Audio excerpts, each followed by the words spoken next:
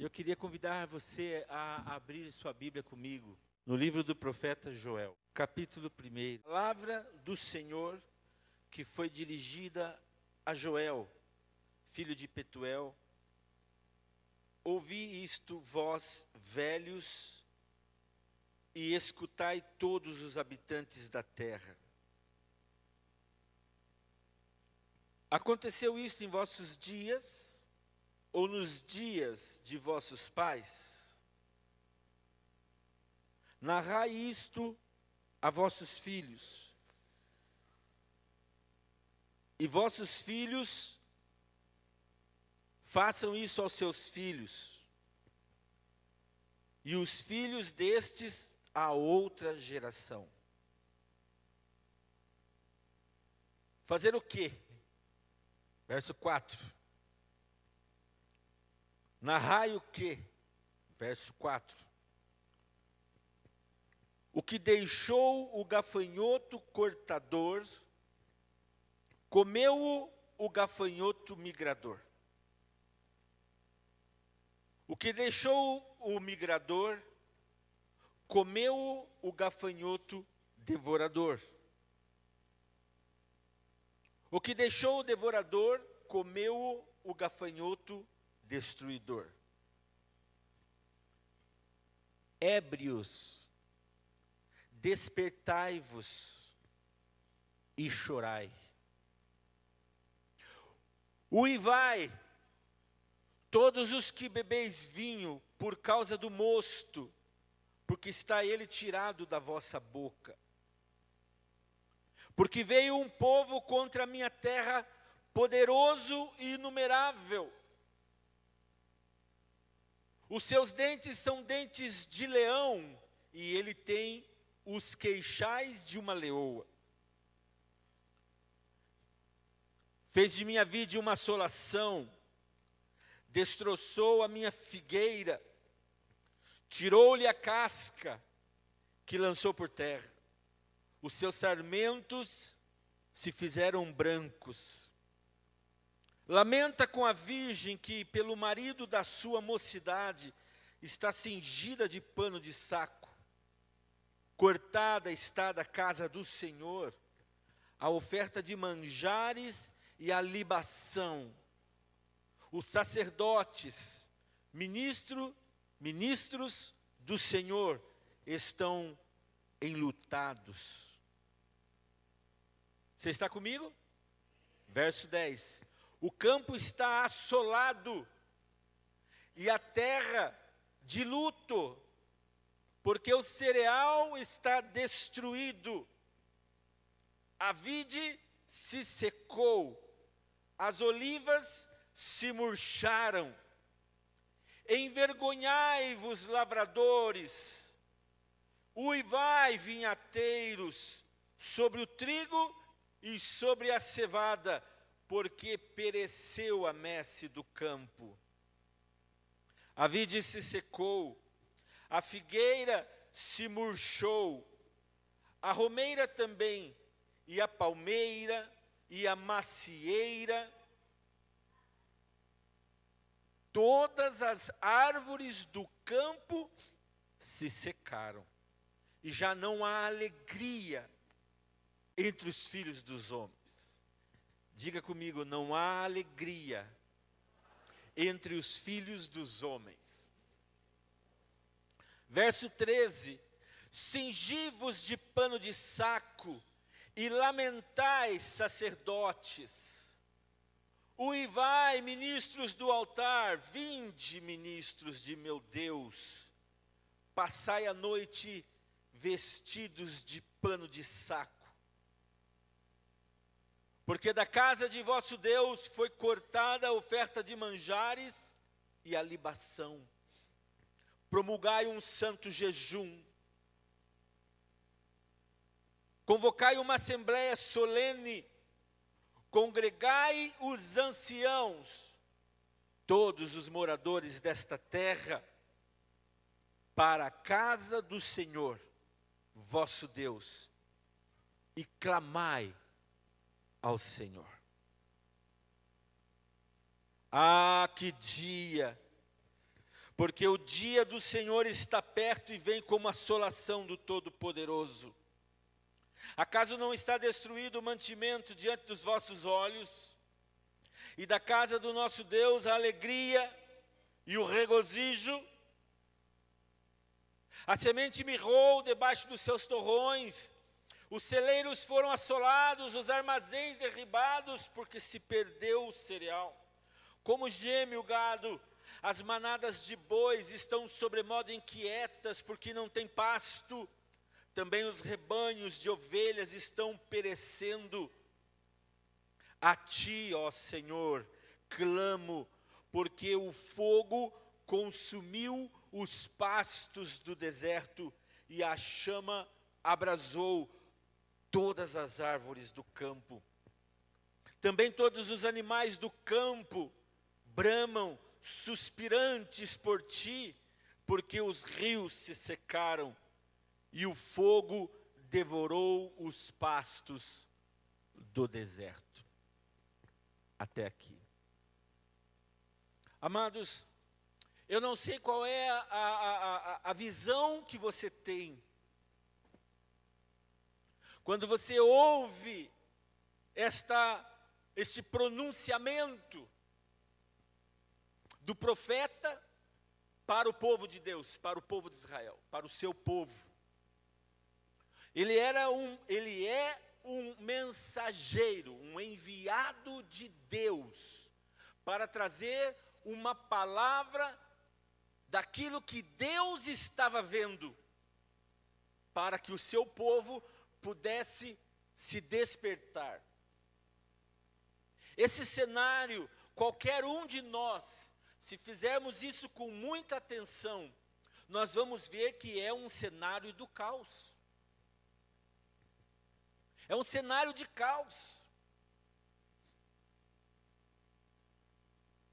Esse primeiro capítulo, Joel descreve, por ordem de Deus, o que é que Deus estava vendo. A verdade é que muitas vezes nós estamos no caos e nós não percebemos que estamos vivendo o caos. Alguém poderia perguntar, uau, poderia alguém, num estado como esse, numa situação como essa, não perceber, não ver, não sentir, não se assustar com as coisas que estão acontecendo na sua realidade? Sim, eu quero te dizer, poderia sim, pode sim. Muitas vezes, o caos se abater contra as nossas vidas e nós estamos, ou talvez, muitos estão como que amortecidos. Amortecidos, esta é a palavra. Não percebem o que está à sua volta. Não percebe a atmosfera, não percebe as circunstâncias, não percebe o que está acontecendo consigo e com o seu povo, que era o que estava acontecendo com Israel. E Deus traz uma palavra que chama a atenção do povo: ouvi isso, vós velhos, e escutai, todos os habitantes da terra. Vocês vão precisar narrar isso aos vossos filhos, eles vão precisar se lembrar disso, eles precisam se lembrar e passar para os seus filhos e os filhos dos seus filhos. E aí no verso 4 ele começa a descrever a chegada de um exército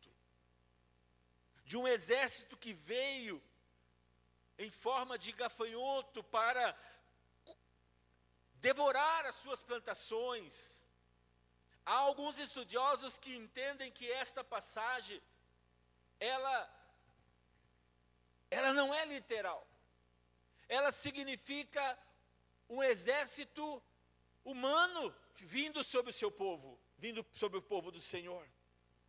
Mas Deus começa a lembrá-los, olha, Deus começa a ilustrar isso dizendo que o gafanhoto cortador, o que deixou ele, o que sobrou do gafanhoto cortador, o gafanhoto migrador comeu.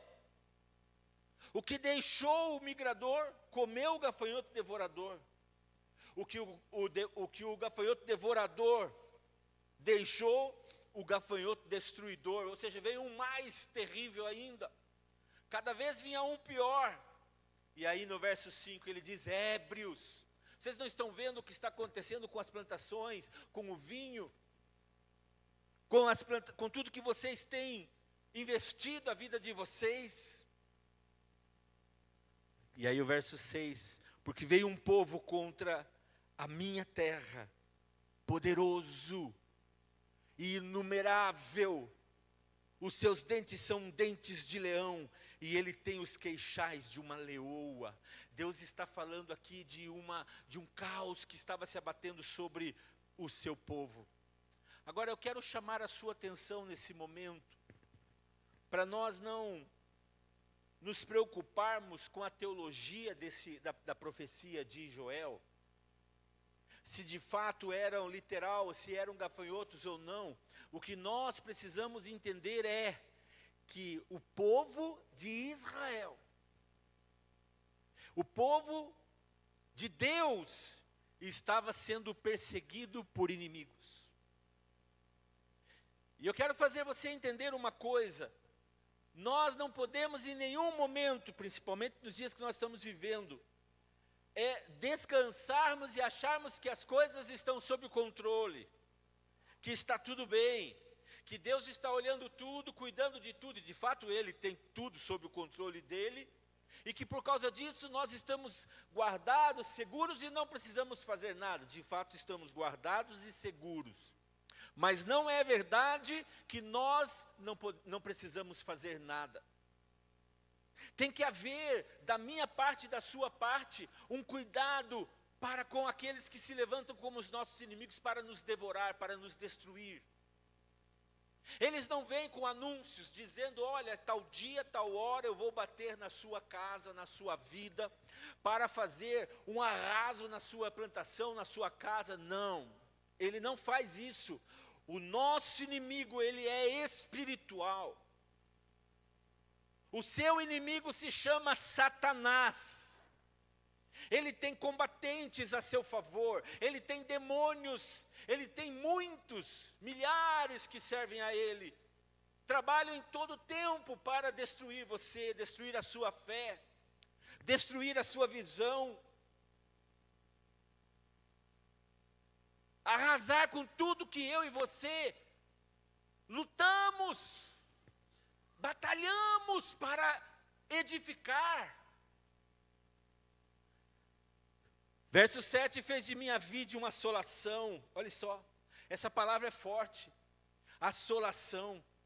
Destroçou a minha figueira, tirou-lhe a casca, que lançou por terra os seus sarmentos, os seus brotos. Lamenta com a virgem que pelo marido da sua mocidade está cingida de pano de saco. Aqui Deus está falando de alguém que está com o seu coração contrito, está com uma atitude de arrependimento, de humilhação. Cortada está da casa do Senhor a oferta de manjares e a libação. Os sacerdotes, ministros do Senhor estão enlutados. A casa estava abandonada. Não havia mais culto, não havia mais adoração. Não havia mais holocausto, não havia mais entregas, não havia mais sacrifícios. Havia tristeza. O campo está assolado e a terra de luto, porque o cereal está destruído, a vide se secou, as olivas se murcharam. Envergonhai-vos, lavradores, uivai, vinhateiros, sobre o trigo e sobre a cevada, porque pereceu a messe do campo. Vocês trabalharam, vocês se esforçaram, e quando vocês foram colher, estava tudo morto e destruído. Que terror! Este é um terror. Eram dias de terror que abateram o povo de Deus. Havia seca, veja no verso 12. Havia seca. A vide se secou, a figueira se murchou, a romeira também, a palmeira e a macieira, todas as árvores do campo, elas se secaram, e já não há alegria entre os filhos dos homens. Diga, não há alegria. Não há alegria entre os filhos dos homens. Cingi-vos, se vistam, se revistam de pano de saco. E lamentai, sacerdotes, uivai, ministros do altar, vinde, ministros de meu Deus, passai a noite vestidos de pano de saco, porque da casa de vosso Deus foi cortada a oferta de manjares e a libação. O sacrifício, a oferenda, a adoração, o culto, tudo foi cortado. Promulgai um santo jejum, convocai uma assembléia solene, congregai os anciãos, todos os moradores desta terra, para a casa do Senhor vosso Deus, e clamai ao Senhor, e clamai ao Senhor, e clamai a quem? Ao Senhor. Quando as coisas não vão bem, tem que haver um clamor ao Senhor, tem que haver um clamor à pessoa certa, a direção correta, a visão exata. Clamai ao Senhor, que dia, porque o dia do Senhor está perto e vem como assolação do Todo-Poderoso. E ele continua demonstrando o cenário que eles estavam vivendo. Acaso não está destruído o mantimento diante dos vossos olhos? O sustento deles não está destruído? E da casa do nosso Deus, a alegria? Não cessou a alegria, é isso que ele está dizendo. Não está destruído o seu alimento, o seu mantimento, e não está destruído, porque uma vez que eles não tinham os seus recursos, uma vez que eles não tinham o fruto da terra, uma vez que eles não tinham o resultado do trabalho deles, eles não poderiam, mesmo que quisessem, não é o que está acontecendo aqui, mesmo que eles quisessem oferecer a Deus, porque eles não tinham mais. Esse inimigo devorador, com dentes afiados como dentes de leão, veio sobre eles. Tem um porquê, tem um motivo. E aqui Deus está falando através de Joel: acaso não está tudo isso destruído? Vocês não têm mais mantimento para oferecer, para ofertar a Deus, para oferendar a Ele? E da casa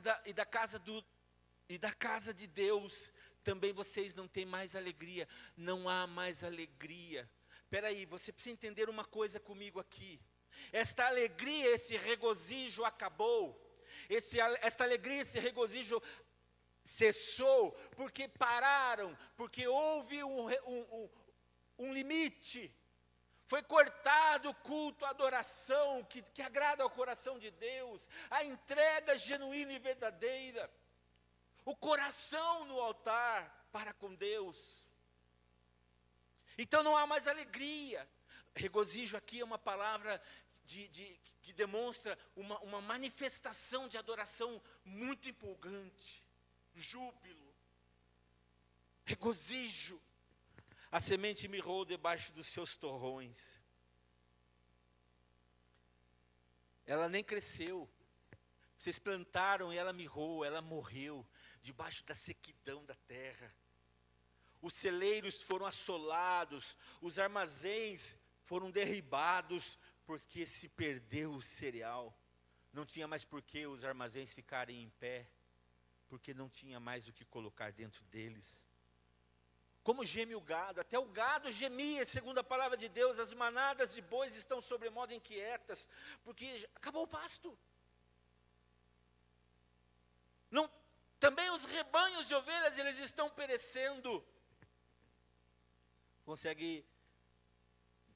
Baseado nesta leitura, você consegue imaginar o que estava acontecendo com o povo de Deus? A ti, ó Senhor, clamo, porque o fogo consumiu os pastos do deserto, e a chama abrasou todas as árvores do campo. Também todos os animais do campo bramam suspirantes por ti, porque os rios se secaram, e o fogo devorou os pastos do deserto. Mas ele não para aí. Ele diz: tocai a trombeta em Sião, dai voz de rebate no meu santo monte. Perturbem-se todos os moradores da terra, porque o dia do Senhor vem, já está próximo. Dia de escuridade e de densas trevas, dia de nuvens e de negridão, como a alva por sobre os montes, assim se difunde um povo grande e poderoso, qual desde o tempo antigo nunca houve, nem depois dele haverá pelos anos adiante, de geração em geração.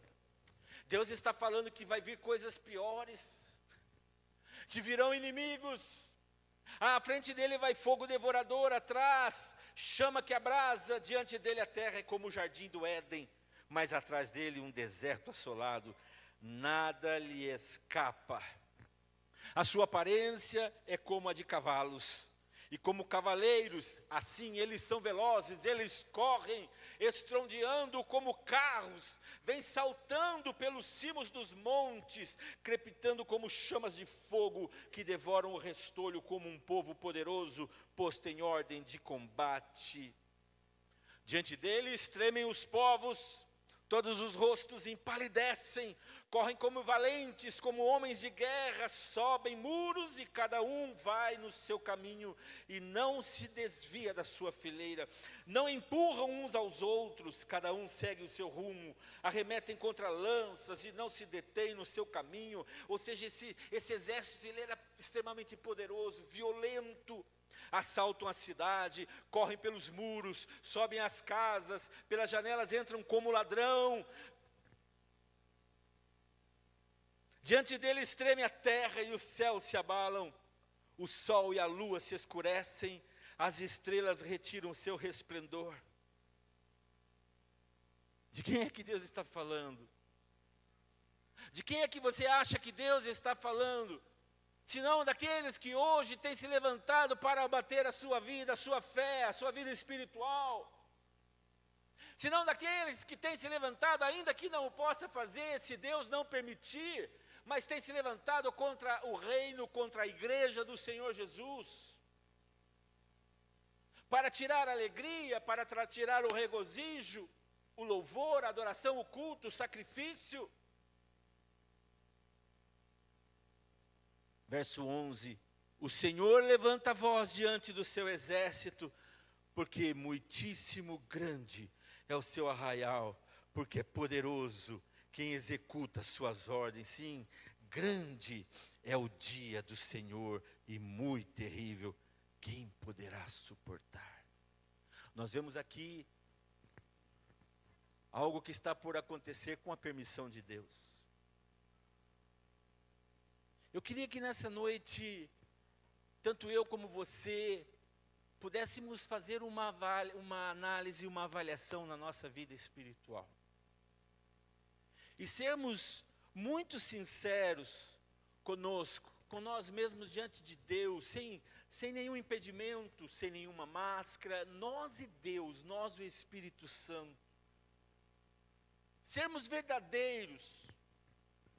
Você pode, tanto você como eu, se quisermos, se desejarmos, podemos tentar maquiar, esconder as coisas da nossa vida, das pessoas, mas nós não podemos fazer isso para com Deus. Nós estamos vivendo dias, queridos irmãos, em que está muito próximo a vinda de Jesus. E nós não podemos ficar vivendo a nossa vida, uma vida cristã, que significa seguidores de Jesus, mas que na verdade podem não estarem seguindo a Jesus como deveriam seguir. Falamos que somos servos de Deus, mas não queremos servir. Adoramos, declaramos que adoramos a Ele, entregamos a Ele a nossa adoração, mas na verdade não fazemos do fundo e com toda a verdade do nosso coração. Deus espera, sabe o quê? Sabe o que Ele esperava desse povo? Conversão.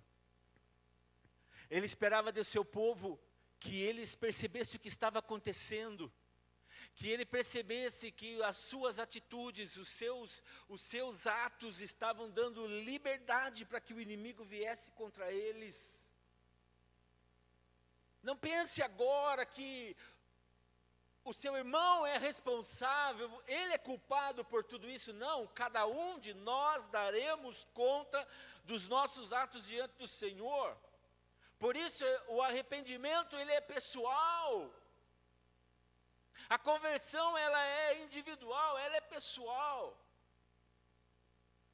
Verso 12, ainda assim agora mesmo diz o Senhor: convertei-vos a mim de todo o vosso coração.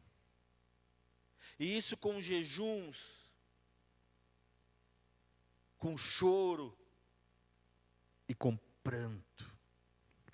Parece que choro e pranto para algumas pessoas se confunde, mas não. Choro é uma coisa e pranto é algo diferente de choro. Rasgai o vosso coração e não as vossas vestes. Porque muitos rasgavam as vestes como uma expressão de arrependimento, mas não era do coração. Meu irmão, eu e você podemos chegar na presença de Deus e rasgar as vestes, como está dizendo aqui, mas não o coração. É quando nós muitas vezes chegamos na presença de Deus, maquiamos e dizemos: Senhor, nos perdoe, nós somos tão maus, mas nós não mudamos de atitude. Nós não queremos viver uma nova trilha, um novo caminho, um novo começo. Não estamos dispostos a crucificar as nossas vontades, os nossos desejos para obedecer a Deus, a sua palavra, que tem vindo aos nossos corações. Só o fato de pensarmos que gostamos de estar na presença dEle, na casa dEle, nas células, ouvindo música gospel, isso é suficiente, mas não é. Não é. E isso pode parecer algo muito bom, muito bonito, muito positivo. Você e eu podemos dizer: olha, eu sou crente, eu sou evangélico, eu sou isso, eu sou aquilo. Mas lá dentro não está com o coração convertido a Jesus.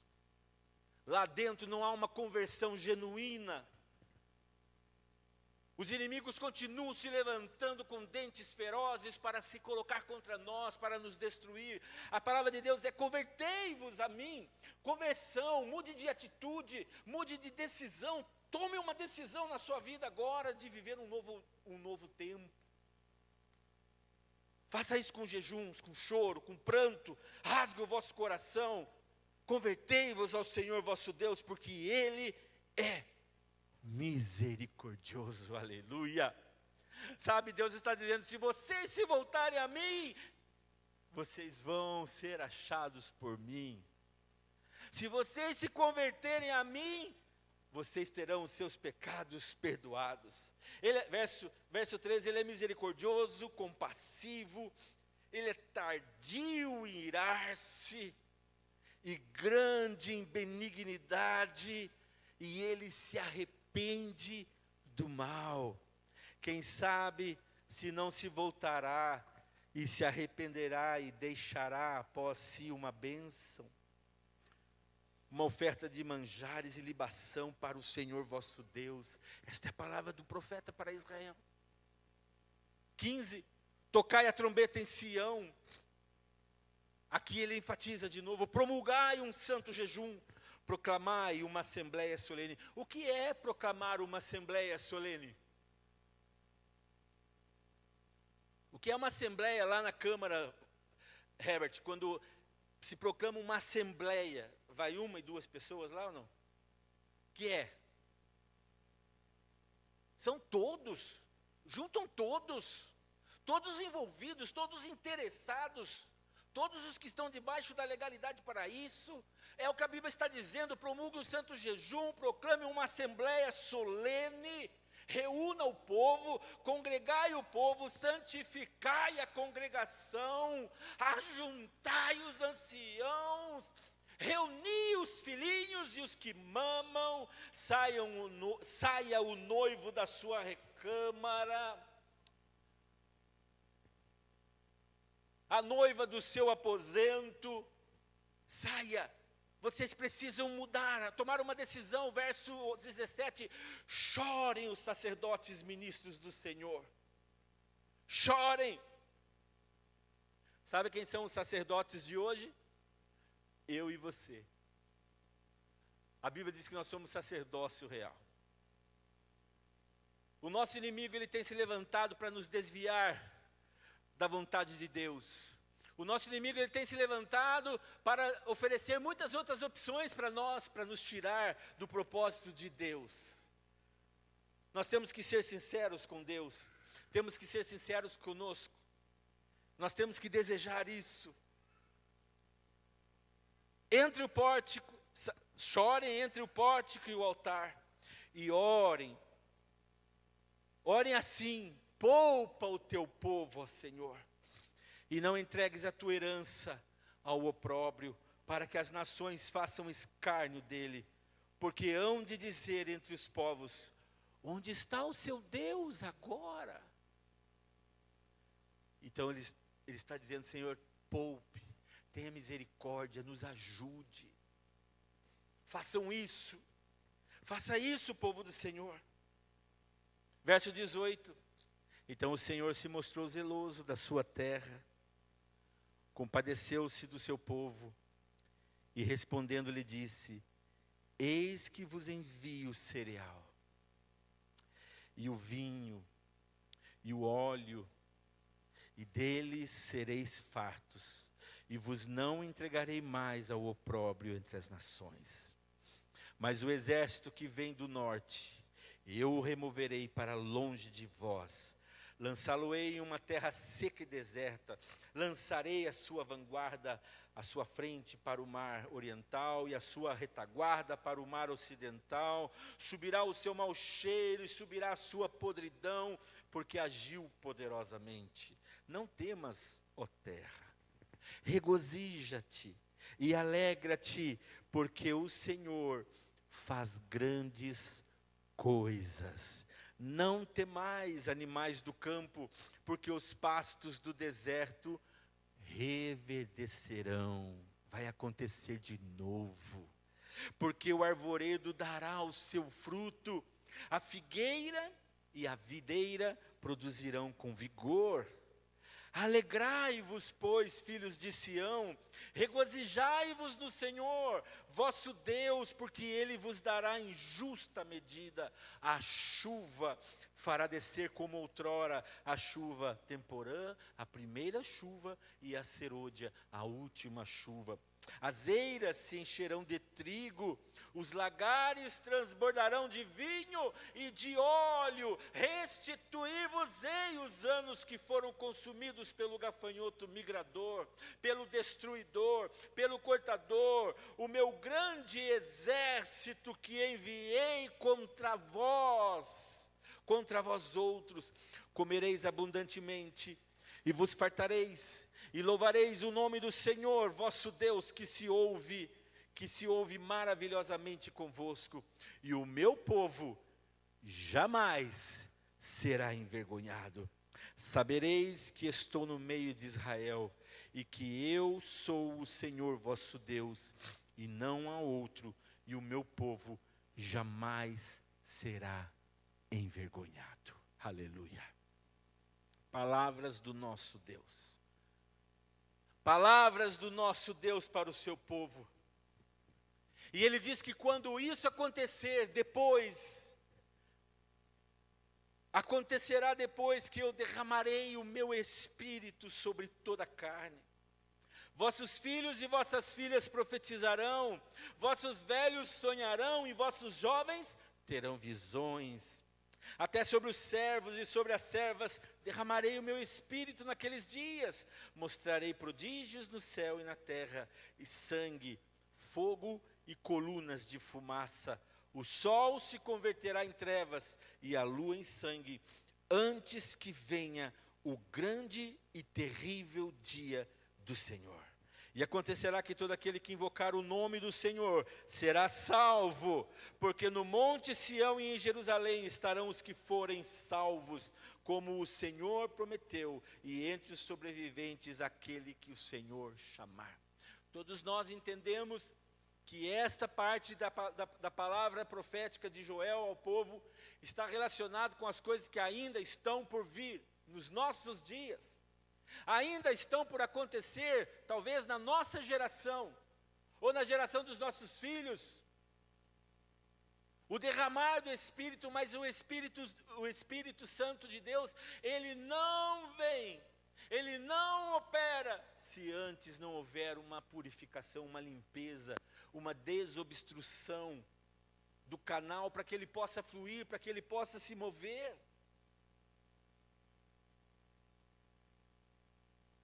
Talvez você possa nessa hora estar pensando, por que será que esta palavra está vindo nessa noite? Eu não sei, você não precisa responder, mas eu imagino que muitos devem ter pensado. Esta palavra veio porque Deus colocou no meu coração, para que você recebesse nessa noite e entendesse que Deus tem coisas grandes para fazer na nossa vida, mas existem inimigos que estão sendo levantados, estão se levantando, claro, com a permissão de Deus, mas nós não estamos sabendo como nos posicionar diante deles. Tem que haver um arrependimento genuíno, tem que haver uma mudança de atitude. Nós temos que abandonar as coisas que muitas vezes nos prendem ao pecado, nos converter de verdade, estar atento com as propostas do inferno para nós. Ah, é assim mesmo. Ah, não tem nada a ver isso. São essas declarações que o inimigo coloca na nossa vida. Não, você não precisa se preocupar tanto em ir para a igreja. Você indo para a igreja uma vez por mês está de bom tamanho. E nós vamos ouvindo aquilo ali, vamos recebendo e aceitando e vamos dizendo, é verdade. Eu me garanto. Você não se garante em nada. Eu e você não nos garantimos em nada. Se Deus não for conosco, se Deus não estiver conosco ao nosso lado, nós seremos derrotados pelos nossos inimigos, já dizia Davi.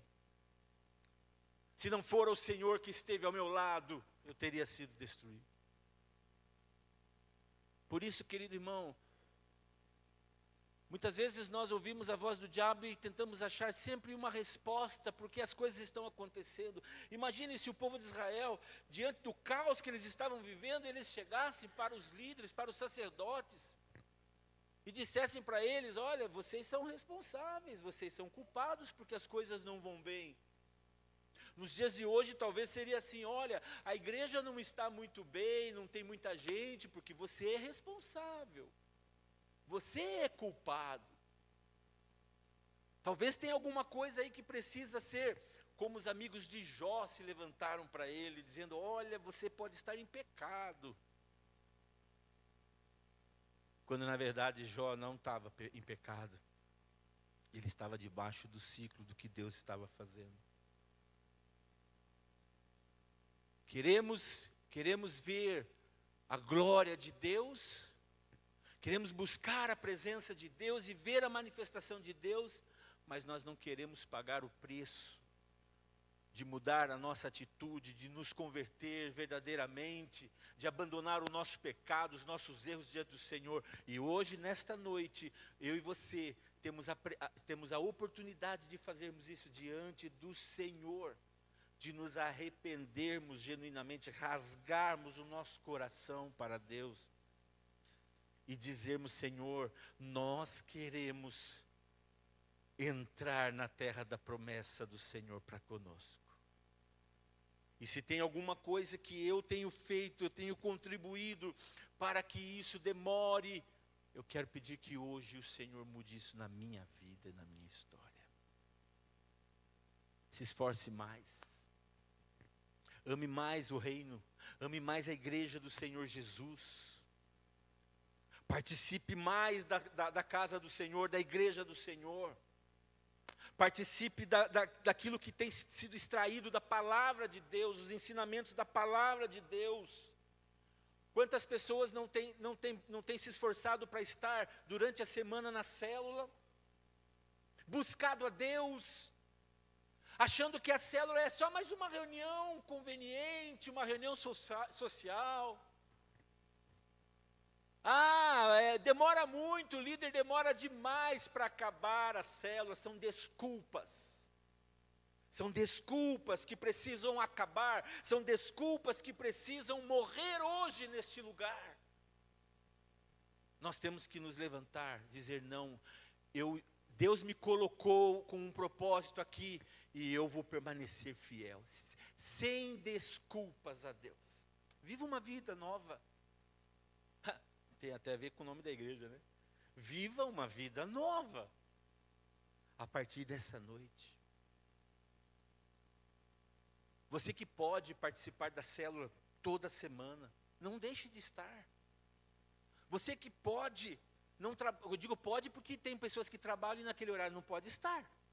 Não é para eles, mas é para quem pode. Deus te deu algo a mais. Se você pode é porque o Senhor colocou algo a mais em você. E você precisa aproveitar, agarrar isso com as suas mãos. O Senhor conta comigo. Ame esta igreja. Ame os líderes, ame os pastores, ame seu irmão, ame estar aqui na presença do Senhor. Reclame menos. Newton, eu vi aqui o seu desejo nessa noite de ver a igreja. E eu entendo como é o coração de um líder, o desejo de ver isso. Mas eu quero te dizer uma coisa, meu irmão, dobre o seu joelho no chão. E comece a viver uma vida no altar do Senhor todos os dias. Não estou falando que você não está vivendo, mas comece a viver isto aqui que Deus está falando. E você não vai precisar, e nem eu, falar mais nada. Porque Deus vai estender a mão dele sobre essa igreja. E ela será completamente diferente. Isso é o que Deus tem falado ao meu coração. A não ser quando Ele levantar-nos como profeta para declarar uma palavra e dizer ou dar uma direção. Aí sim. O ministério de louvor não vai precisar mais se descabelar. Não. Os líderes de célula não vão precisar mais se descabelar. Não. Os pastores da igreja não vão precisar mais se descabelar. Não. Porque Deus vai à nossa frente. Nós vamos estar fazendo a vontade de Deus. Nós vamos estar buscando e chamando a unção de Deus. Agora você, como parte desta igreja, não pode olhar para eles, olhar para nós e dizer, eles precisam fazer alguma coisa. Não, eu e você somos sacerdotes reais. O Senhor espera que eu e você façamos isso. Essa noite, 3 horas da manhã, eu estava em São Paulo, nós dormimos lá. 3 horas da manhã eu acordei. Sentei na minha cama e disse para Deus, Senhor, até aqui, mas eu já entendi, Espírito Santo. E ali eu comecei a orar e falar algumas coisas com Ele. E o meu desejo é que o Espírito Santo, ele vai fazer isso, uma hora ou outra, fique esperto, Ele vai fazer isso com você. Se prepara, mas o meu desejo é que Ele comece a fazer isso também com você. Comece a nos despertar para a oração, orar pela noiva, nos cobrindo com o sangue de Jesus e fazendo batalhas espirituais, guerras espirituais, para destruir o nosso inimigo espiritual. Nós não vamos vencer as nossas batalhas reclamando, murmurando, falando. Não, nós vamos vencer as nossas batalhas na presença do Altíssimo, com o coração rasgado, com jejuns, com clamor, com pranto no altar, na presença do Senhor, chorando diante dEle. Ele vai ouvir o nosso clamor, a nossa voz. Se você hoje chegou nesse lugar e tem coisas que você está vivendo, talvez na sua família, talvez na sua própria vida espiritual, eu quero te dizer uma coisa, querido irmão, você vai sair daqui nessa noite, certo de que Deus vai ouvir o seu clamor, e Ele vai responder como Ele respondeu aqui, e depois nós experimentaremos sim o que a palavra de Deus diz, derramarei do meu Espírito sobre toda a carne, nós vamos viver um novo tempo de Deus. Eu posso ouvir um amém? Se esforce. Põe a mão no ombro da pessoa que está ao seu lado e diga: meu irmão, mais esforço. Você pode fazer mais do que você tem feito. Você pode fazer mais. Pastor, mas não está bom? Nós estamos quase todos aqui nessa noite. Não, não está bom. Porque enquanto nós achamos que está bom aqui, há pessoas que estão indo para o inferno lá fora. Você entende isso? Estão morrendo nas drogas, na prostituição, no crime. Lares sendo desfeitos, destruídos. Pessoas que nunca ouviram falar do amor de Jesus. Ah, pastor, eu até gostaria de pregar o evangelho, mas eu não sei como. Você vai ficar dizendo isso até quando? Se você e eu temos um Deus poderoso que é a nosso favor e deseja que nós preguemos o evangelho. Eu estava ouvindo um testemunho esse final de semana de um jovem. Ele estava me contando, ele sofreu um acidente, isso na cidade de São Paulo. E ele caiu de moto, estava sem capacete. E ele bateu o seu rosto. A moto foi arrastando ele no asfalto. E ele bateu o seu rosto no meio-fio. E ele quebrou o osso do rosto em 12 partes. Meu Deus, eu não sei, Joyce, eu não sei nem como é isso. 12 partes desses ossinhos que nós temos aqui. Mas ele ficou 30 dias no hospital. E os médicos chegaram para os pais e falaram: olha, ele não está reagindo. Não sei, ele não vai aguentar. E ele estava contando para mim que ele, enquanto estava ali no hospital, ele teve um encontro com Jesus. Ele falou: pastor, eu estava ali como morto, mas eu encontrei Jesus. Jesus se apresentou a mim. E quando eu estava numa aflição tão terrível, mas quando Jesus se apresentou a mim, o meu coração se encheu de paz. Eu vivi uma paz, eu experimentei uma paz que eu ainda não tinha experimentado. Enquanto ele estava ali, a presença dele estava ali, eu estava tranquilo. Estava gostando de estar ali. E ele me falou algumas coisas, eu não me lembro agora, mas eu lembro de uma coisa que esse jovem me disse. Quando Jesus então virou as costas e começou a andar, ele disse assim para ele: Senhor, qual é o meu propósito nessa terra? Assim, Jesus disse para ele: volte a viver. E ele olhou e disse: Senhor, qual é o meu propósito para viver? E Jesus disse para ele assim: o seu propósito é ganhar almas. Ganhe almas. E aí ele acordou, e quando ele acordou, enfermeiros e médicos estavam ali em volta dele, e ele começou a ouvir, ele percebeu que ele já estava no natural. Começou a ouvir vozes, aquele desespero de pessoas, porque ele estava voltando à vida. E aí então os médicos perguntaram: o que você estava vendo? O que estava acontecendo? E ele começou a contar e deu testemunho. Ele falou: Jesus veio ao meu encontro. E ele falou para mim que o meu propósito nessa terra é ganhar almas para ele, é falar do amor dele para as pessoas. Começou ali, né? Fez várias cirurgias no rosto, está lá um jovem bonito, algumas cicatrizes. Hoje nós precisamos nos despertarmos antes de sair deste lugar. Tem muita coisa que Deus deseja e está por fazer. Deus está por derramar, por colocar nas nossas vidas, mas precisa que nós tomemos a decisão se queremos ou não que Ele faça conosco.